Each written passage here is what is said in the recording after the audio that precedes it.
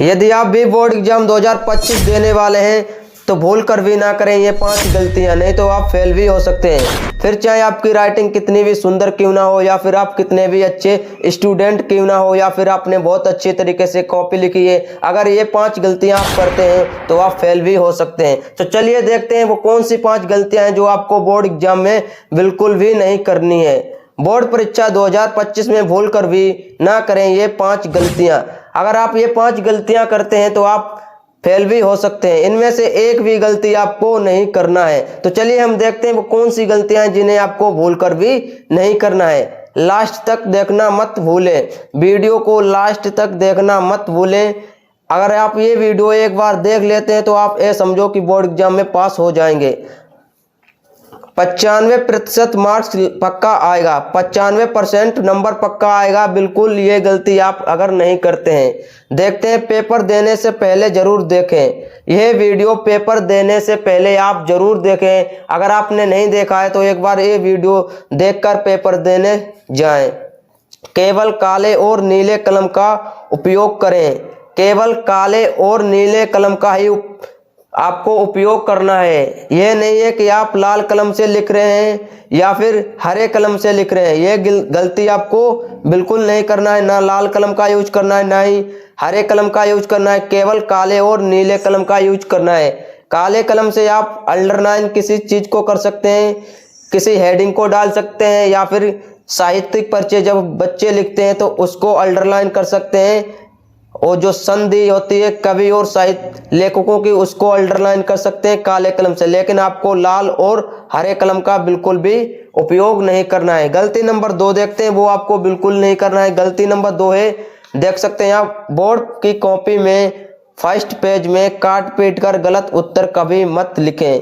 बहुत से दोस्त ऐसे होते हैं जो बोर्ड की कॉपी में फर्स्ट पेज पर ही कोई हमने शब्द लिखा है उसको काट देते हैं। जैसे हमने लिखा है लिखना, मान लो लिखना सही नहीं लिखा है तो उसको बच्चों ने ऐसे काट दिया है। आपको इस प्रकार बिल्कुल नहीं फर्स्ट पेज पे करना है, क्योंकि फर्स्ट पेज पर कम से कम आपको अच्छे से अच्छे और सुंदर से सुंदर राइटिंग लिखना है। जिस काट पीट कर गलत उत्तर बिल्कुल भी ना लिखें फर्स्ट पेज पर।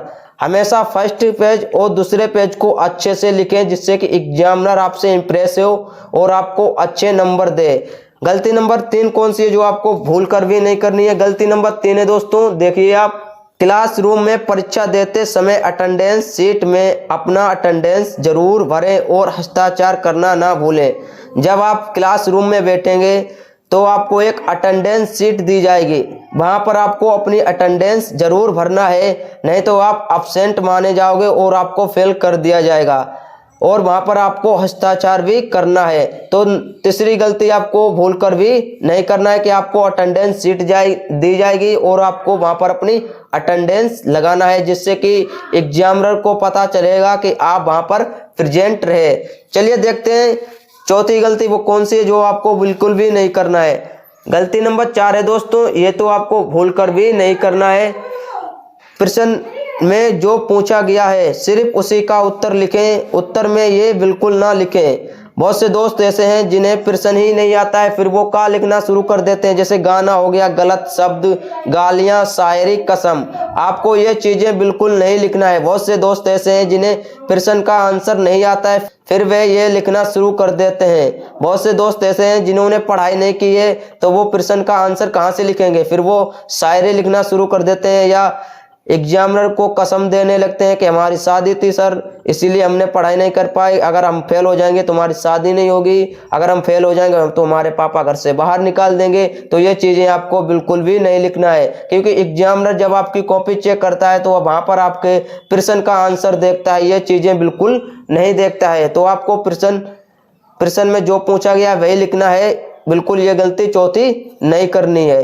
अगली देखते हैं 5वीं गलती वो कौन सी जो आपको भूल कर भी नहीं करनी है। 5वीं गलती है दोस्तों, बोर्ड परीक्षा की पुस्तिका में पैसे बिल्कुल ना रखें। बहुत से दोस्त ऐसे हैं जिन्हें प्रश्न ही नहीं आता है, उन्होंने अच्छे से कॉपी ही नहीं भरी, फिर वो रुपए रखना शुरू कर देते हैं। क्या रख देते हैं? रुपए रखना।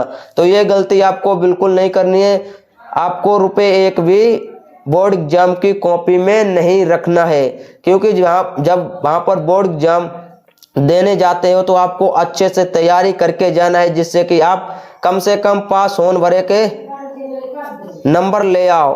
ये नहीं करना है कि आपने एक भी प्रश्न का उत्तर नहीं लिखा है, आपने कोरी कॉपी जमा कर दी और वहां पर आप 1000 रुपये, 200 या 100 या 500 का नोट रखते हैं जिससे कि आपको एग्जामिनर पास कर दे। तो ऐसा बिल्कुल भी नहीं होगा, क्योंकि एग्जामिनर आपका प्रश्न का आंसर देखेगा तभी आपको नंबर देगा। ये नहीं है कि आपने प्रश्न का आंसर लिखा ही नहीं है और रुपए रख दिए। अगर आपको प्रश्न का आंसर नहीं आता है तो आप बनाकर लिख सकते हैं। आप क्या कर सकते हैं, प्रश्न का आंसर बनाकर लिख सकते हैं, या फिर उस टॉपिक से रिलेटेड जो भी आपके मन में प्रश्न, जो भी उत्तर आ रहा हो उसको आप लिख सकते हैं। ये नहीं बिल्कुल कि आपको कोरी कॉपी जमा करना है और आपको ये चीजें लिखना है।